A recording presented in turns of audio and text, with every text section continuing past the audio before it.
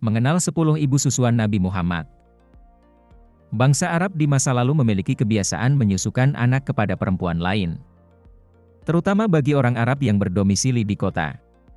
Mereka sering menitipkan anak untuk disusui oleh penduduk kampung. Hal ini dilakukan untuk menghindarkan anak dari pengaruh kehidupan kota, menguatkan fisik, dan menjaga kemurnian serta kefasihan berbahasa. Demikian pula Muhammad kecil, tidak hanya disusui oleh satu perempuan. Selama ini yang populer dikenal sebagai ibu susuan Muhammad Shallallahu Alaihi Wasallam ada dua orang, yaitu Suwaibah al-Aslamiyah dan Halimah as-Sa'diyah. Padahal sebenarnya bukan hanya mereka berdua yang menjadi ibu susuan Muhammad Shallallahu Alaihi Wasallam. Mengutip keterangan dari Syekh Al-Burhan, dalam kitab Syarh ala Al-Mawahib al-Laduniyah, Az-Zarkani menjelaskan, ada 10 wanita yang menjadi ibu susuan atau yang pernah menyusui Muhammad Shallallahu Alaihi Wasallam.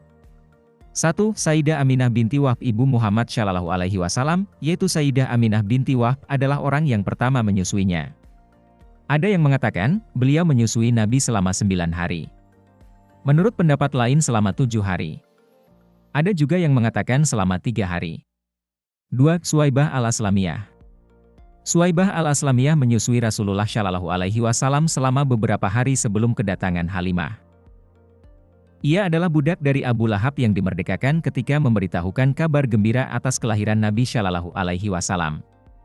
Karena kegembiraan Abu Lahab atas kelahiran Nabi, Allah Ta'ala meringankan siksanya di neraka, sebagaimana diriwayatkan Imam Al-Bukhari dalam hadis mursal.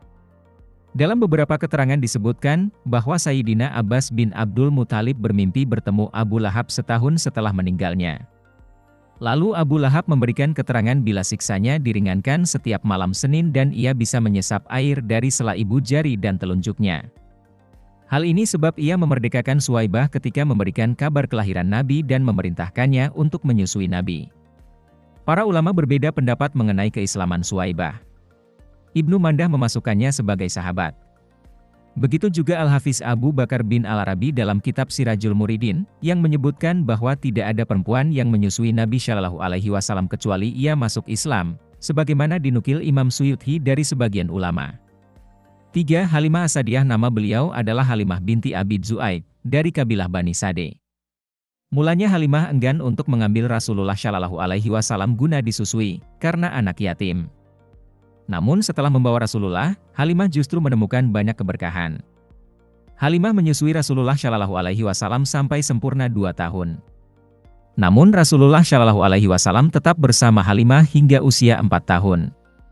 Hal ini karena ketika sudah sempurna masa menyusui, Halimah meminta kepada Sayyidah Aminah agar Nabi Shallallahu Alaihi Wasallam tetap bersamanya, karena melihat keberkahan yang diperoleh selama menyusuinya.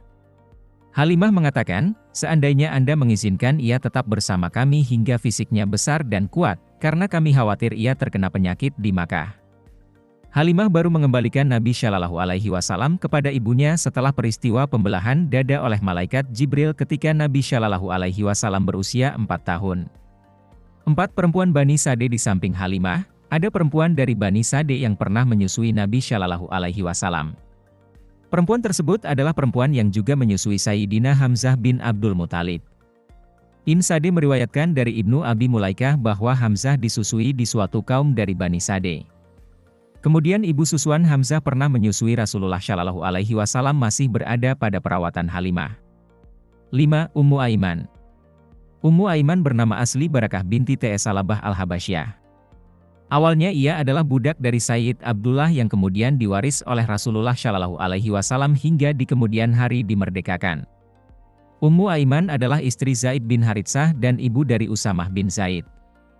Menurut penuturan Imam Al-Qurtubi, ia pernah menyusui Nabi Shallallahu Alaihi Wasallam. Namun pendapat masyhur mengatakan bahwa ia adalah pengasuh Nabi dan tidak pernah menyusuinya.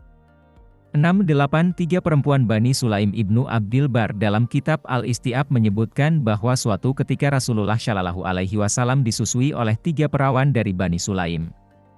Ketika mereka bertemu Nabi Shallallahu Alaihi Wasallam, mereka mengeluarkan puting susunya kemudian memasukkan ke mulut Nabi Shallallahu Alaihi Wasallam. Seketika air susu mengalir deras. 9. Ummu Farwah sebagaimana keterangan Imam Al-Mustaghfiri dalam kitab Fadailul Quran. 10. Haulah binti Munzir al-Ansyariyah sebagaimana keterangan Imam Ibnul Amin. Namun keterangan ini dinilai kurang tepat karena sebenarnya Haulah menyusui putra Nabi Shallallahu Alaihi Wasallam yang bernama Ibrahim, bukan menyusui Nabi Shallallahu Alaihi Wasallam. Itulah 10 perempuan yang diceritakan pernah menyusui Nabi Shallallahu Alaihi Wasallam. Namun mengapa yang populer hanya Suwaibah dan Halimah? Menurut Imam Az-Zarqani karena mereka berdua yang memang diamanahi secara resmi untuk menyusui Nabi Shallallahu Alaihi Wasallam. Selain itu, ulama masih berbeda pendapat tentang persusuan Ummu Aiman dan Haulah. Sementara 3 perawan Bani Sulaim, mereka menyusui secara kebetulan karena bertemu Nabi Shallallahu Alaihi Wasallam. Sedang Sayyidah Aminah menyusui sambil menunggu kedatangan perempuan kampung untuk diamanahi menyusui Nabi Shallallahu Alaihi Wasallam. Wallahu alam.